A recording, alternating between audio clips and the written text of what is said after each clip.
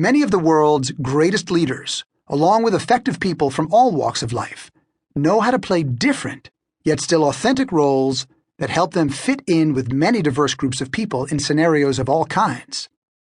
Whether you're preparing for a presentation, being promoted, being reassigned to a new position, or finding that you've grown stagnant in your current life or business circumstances, discovering how to play different roles and to adopt new styles of behavior powers up your creativity and confidence. Playing the right role is about identifying how you fit into a given scenario and stealing the show when you do. This chapter will help you develop new skills to present, pitch, and perform based on your strengths and interests. It's about building on who you are, what you stand for, and what you already do, and doing it for a purpose. When you're playing the right roles, you are persuasive in those roles because they're authentic to you. And amplifying the most positive, powerful, and compelling parts of your personality really is quite fun. However, and this may seem contradictory, if you stay rigidly fixed on what you see as your true self, you might not realize that you can adopt different styles of behavior and still be authentic. I've spoken for many years on this concept of adapting your style of behavior in all aspects of life to meet the needs of different situations. It's what an actor does, and it's been a key to my success.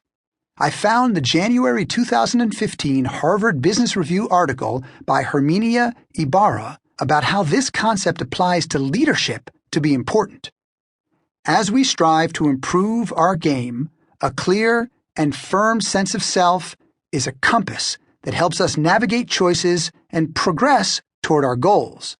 But when we're looking to change our game, a too rigid self-concept becomes an anchor that keeps us from sailing forth.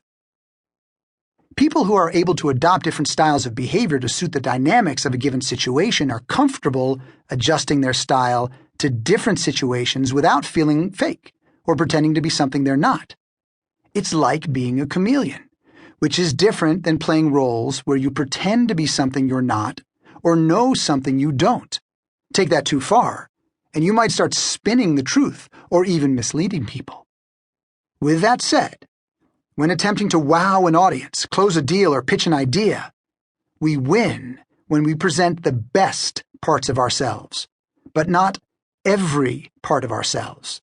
We succeed when we amplify the parts of our personalities that match the needs of the moment, and we set aside, but don't hide, the parts of ourselves that don't. By contrast, people who are fixated on one value system, one way of being, tend to express what they think and feel even when it runs counter to situational demands. Doing so is not always necessary. It can be a demonstration of rigidity, the need to be right, the inability to improvise as needed, or even an intolerance of other perspectives or styles of behavior. As a result, the folks who feel compelled to express what they think and feel, even when it's not appropriate for the given circumstance, often have trouble performing the role required in new situations, such as moving from middle management into a leadership position, from employee to entrepreneur, from associate to partner, or even from single to married, or vice versa. Yes, I know this concept can be confounding, but if you're willing to entertain the idea that you can authentically play different roles and adopt different styles of behavior to easily glide from one scenario to another and one group of people to another, you may have access to opportunities that previously weren't available to you. Successful and effective people will often play different roles to suit the situation.